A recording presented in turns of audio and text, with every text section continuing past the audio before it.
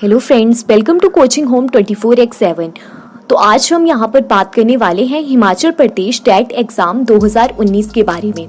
बहुत से कैंडिडेट आप में से होंगे जिन्होंने टेट का एग्जाम भरा होगा और बहुत जल्द टेट का एग्जाम होने वाला है। अब होता क्या है कि बहुत से कैंडिडेट होते हैं, उन्हें प्रीवियस ईयर का क्वेश्चन पेपर नहीं मिलता है, ना ही उनकी अच्छे से रिवीजन हो पाती है।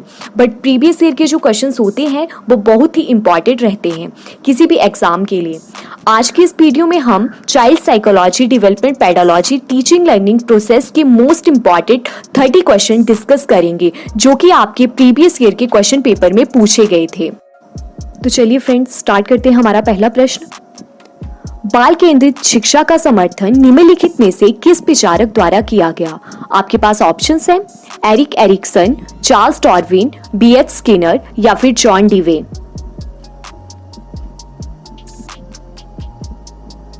तो फ्रेंड्स, इसका जो राइट आंसर है वो ऑप्शन डी है, जॉन डीवे। हमारा अगला प्रश्न है, क्रिया को आरंभ करने, जारी रखने एवं नियंत्रित रखने की प्रक्रिया है। आपके पास ऑप्शंस हैं अभिप्रेरणा, अभिक्षमता, संवेग या फिर प्रतिबद्धता।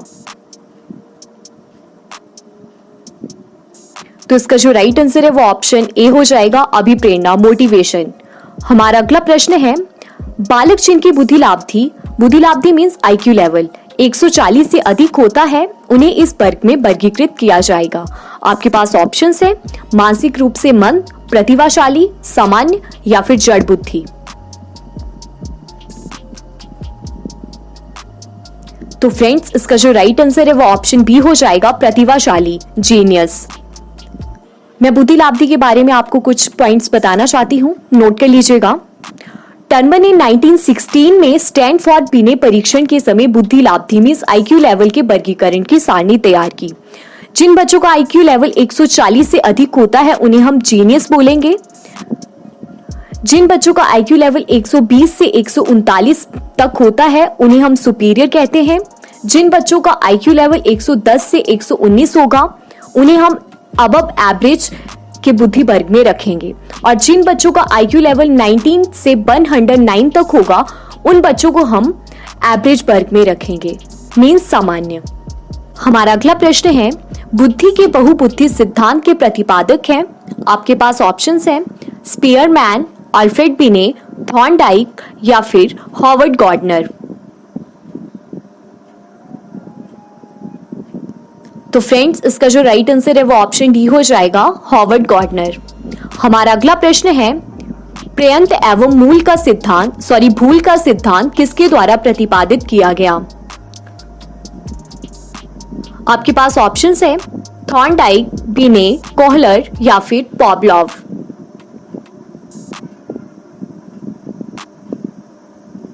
तो फ्रेंड्स, इसका जो राइट आंसर है वो ऑप्शन ए हो जाएगा, थॉर्नडाइक। हमारा अगला प्रश्न है, व्यक्तित्व के विकास में किसका महत्वपूर्ण योगदान है?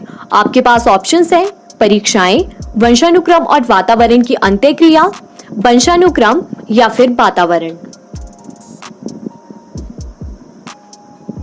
तो फ्रेंड्स, इसका जो राइट आंसर है वो ऑप्शन बी है, व्यक्तित्व के विकास में वंशानुक्रम और वातावरण की अंतःक्रिया का महत्वपूर्ण योगदान है।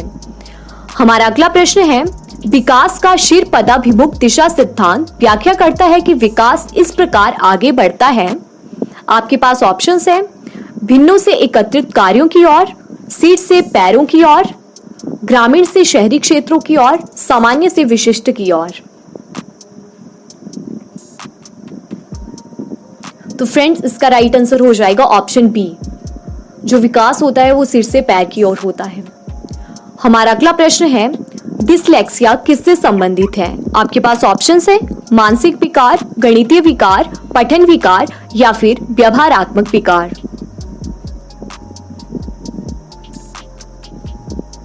तो फ्रेंड्स, इसका जो राइट आंसर है वो ऑप्शन सी हो जाएगा, पठन विकार। ये डिसलेक्सिया है, ये एक तरह की विकलांगता ही होती है जिसका व्यक्तीकरण मुख्य रूप से वाणी या फिर लिखित भाषा के दृश्य अंकन की कठिनाइयों के रूप में होता है। हमारा अगला प्रश्न है, शारीरिक रूप से अक्षम बच्चों को सामान्यतः होता है। आपके पास ऑप्शंस हैं डिसकैलकुलिया, डिसलेक्सिया, डिस्ग्राफिया या फिर डिस्थीमिया।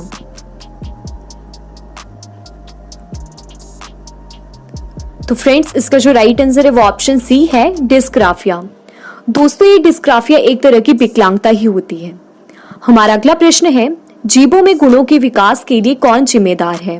आपके पास ऑप्शंस है, वातावरण, कोशिकाएं, जीव या फिर उत्तक।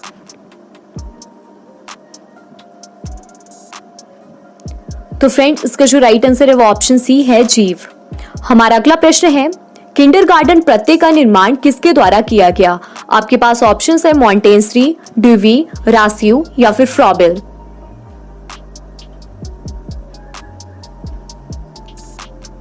दोस्तों, इसका आंसर आप एक ट्रिक के माध्यम से भी याद रख सकते हो।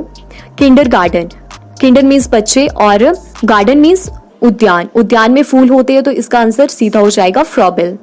हमारा अगला प्रश्न है, मानव विकास के संदर्भ में निम्न में से कौन सा क्रम सही है?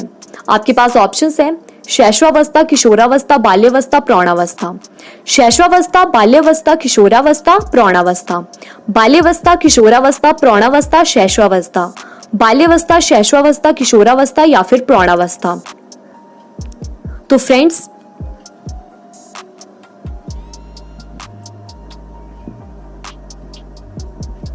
इसका जो राइट आंसर है वो ऑप्शन बी हो जाएगा। सबसे पहले शैशवावस्था, बाल्यावस्था, किशोरावस्था, फिर प्रौढ़ावस्था। हमारा अगला प्रश्न है, मनोविज्ञान का शिक्षा के लिए महत्वपूर्ण योगदान है। आपके पास ऑप्शंस है, विषय अनुमुख शिक्षा, शिक्षक अनुमुख शिक्षा, गतिविधि उन्मुख शिक्षा या फिर बालक उन्मुख शिक्षा।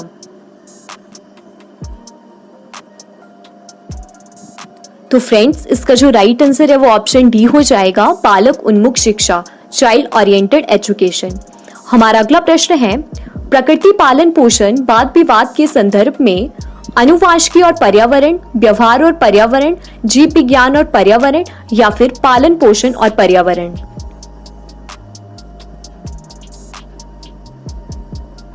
तो फ्रेंड्स, इसका जो राइट आंसर है वो ऑप्शन ए है, अनुवांशिकी और पर्यावरण।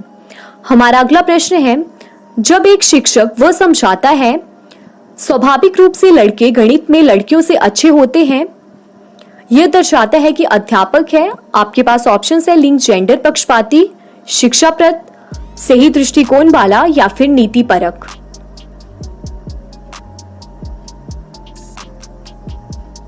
तो फ्रेंड्स, इसका जो राइट आंसर है वो ऑप्शन ए हो जाएगा, जो वो टीचर है वो लिंग जेंडर पक्षपाती होगा।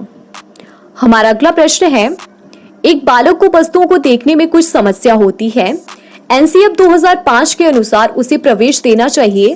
आपके पास ऑप्शंस है, मुक्त विद्यालय, विशिष्ट विद्यालय, समावेशी विद्यालय या फिर एकीकृत विद्यालय। तो फ्रेंड्स, इसका जो राइट आंसर है वो ऑप्शन सी हो जाएगा, समावेशी विद्यालय, इंक्लूसिव स्कूल।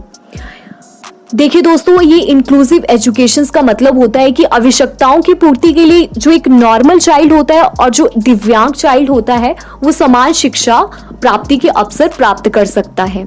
इसमें एक नॉर्मल छात्र एक दिव्यांग छात्र के साथ विद्यालय में अधिकतर टाइम जो है वो स्पेंड करता है।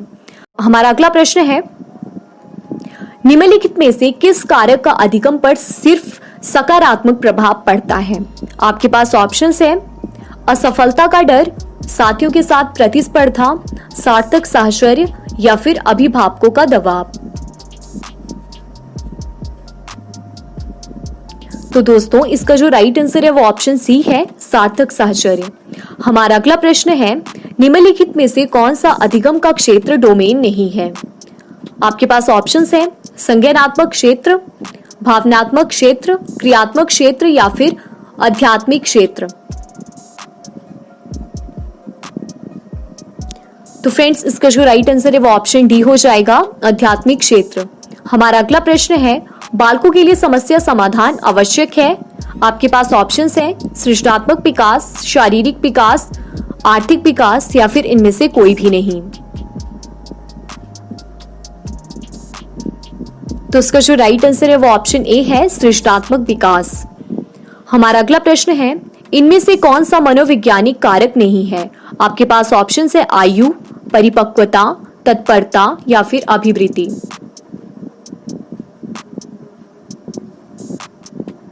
तो इसका जो राइट आंसर है वो ऑप्शन ए है, आयु। हमारा अगला प्रश्न है, अभिप्रेरणा किस प्रकार का कारक है? आपके पास ऑप्शंस है शारीरिक, सामाजिक, मनोवैज्ञानिक या फिर सांस्कृतिक। तो इसका जो राइट आंसर है वो ऑप्शन सी है, अभिप्रेरणा मनोवैज्ञानिक कारक है। हमारा अगला प्रश्न है, प्रथम मनोविज्ञान प्रयोगशाला की स्थापना लिमसिंग विश्वविद्यालय में किसके द्वारा की गई? आपके पास ऑप्शंस है वाटसन, वुंड, पावलोव या फिर बिने।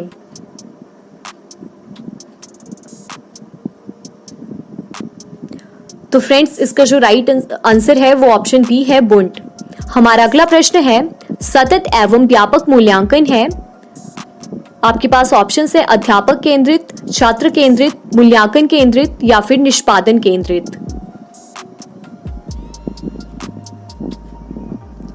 तो इसका जो राइट आंसर है वो ऑप्शन बी है, छात्र केंद्रित। हमारा अगला प्रश्न है, निम्नलिखित में से कौन सा बुद्धि परीक्षण नहीं है? आपके पास ऑप्शंस हैं स्टैनफोर्ड बिने परीक्षण, बैचलर बिने परीक्षण, रेवेंस प्रोग्रेसिव मैट्रिसेस या फिर रोशरा स्याही धब्बा परीक्षण।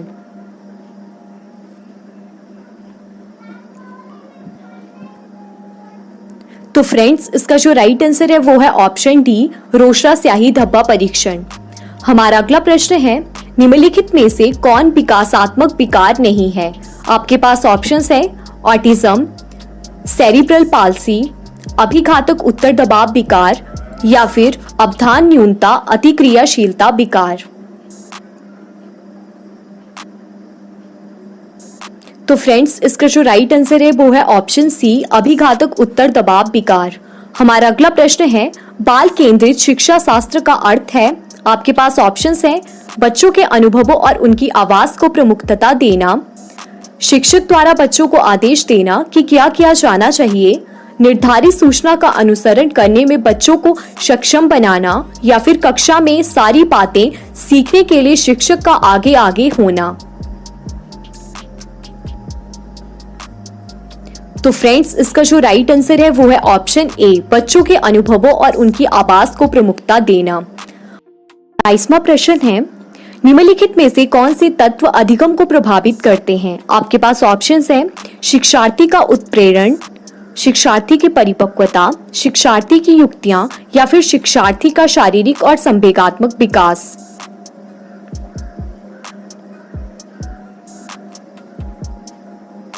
तो फ्रेंड्स, इसका जो राइट आंसर है वो है ऑप्शन डी, ए, बी, सी और डी, ये चारों ही सही होंगे। हमारा अगला प्रश्न है, निम्नलिखित में से कौन सा आयु वर्ग उत्तर बाल्यावस्था वर्ग में आएगा? आपके पास ऑप्शंस हैं 11 से 18 वर्ष, 18 से 24 वर्ष, 0 से 6 वर्ष या फिर 6 से 11 वर्ष।